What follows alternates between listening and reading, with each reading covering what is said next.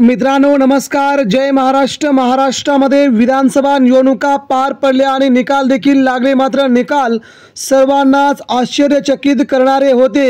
या विरोधात काही लोक सुप्रीम कोर्टात देखील जाणार आहेत।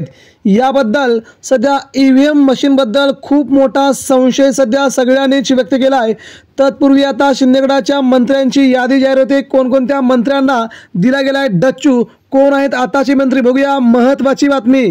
मित्रांनो, पहिले नाव आहे ते एकनाथ शिंदे यांना मात्र मंत्रिपद मिळत आहे।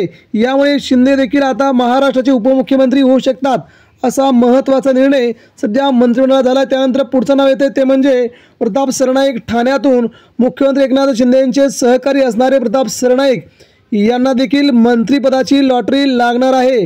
त्यानंतर पुढचं नाव येते उदय सामंत। उदय सामंत यांनाही उद्योगमंत्री असणारे पुन्हा एकदा तेच मंत्रिपद मिळणार असण्याची शक्यता आहे। पुढचं नाव येते विजय शिवतारे। पुण्यातून पुरंदर हवेलीचे असणारे नेते विजय शिवतारे यांना मंत्रिपदाची लॉटरी लागू शकते, यांचं नाव आघाडीवरती आहे। दीपक केसरकर, महाराष्ट्राचे माजी शिक्षण मंत्री असणारे दीपक केसरकर यांना देखील शिंदेगडाकडून मंत्रिपद सध्या देण्यात येणार आहे। त्यानंतर शंभूराज देसाई, महाराष्ट्राचे ठाणे जिल्ह्याचे आणि पालकमंत्री असणारे शंभूराज देसाई पुन्हा एकदा त्यांना मंत्रिपदाची लॉटरी लागणार आहे। दादा भुसे, मालेगावमधून निवडून आले दादा भुसे हे देखील पुन्हा शिंदेंच्या मंत्रिमंडळामध्ये असणार आहेत। गुलाबराव पाटील, शिंदेगडाचे महत्त्वाचे मंत्री असणारे गुलाबराव पाटील हे देखील आता या मंत्रिमंडळामध्ये शपथ घेणार आहेत। त्यानंतर मित्रांनो, महत्त्वाची दोन नावं समोर येत आहेत ते म्हणजे महाडमधून असणारे भरत गोगावले यांना गेली 2 वर्षे थांबवले होते, मात्र त्यांच्यासाठी आनंदाची गोष्ट, त्यांचं मंत्रिमंडळ स्थान फिक्स होते। पुढचं नाव ते संजय शिरसाट यांनाही आता स्थान मिळत आहे। मात्र अब्दुल सत्तार असतील यांचा वादग्रस्त चेहरा पुन्हा मंत्रिमंडळात नको अशी सध्या सांगितलं जात आहे।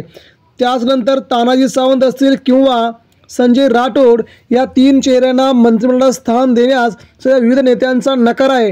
त्यामुळे या तिघांनाही मंत्रिमंडळापासून दूर ठेवण्यात येणार असल्याची बातमी सध्या समोर येते।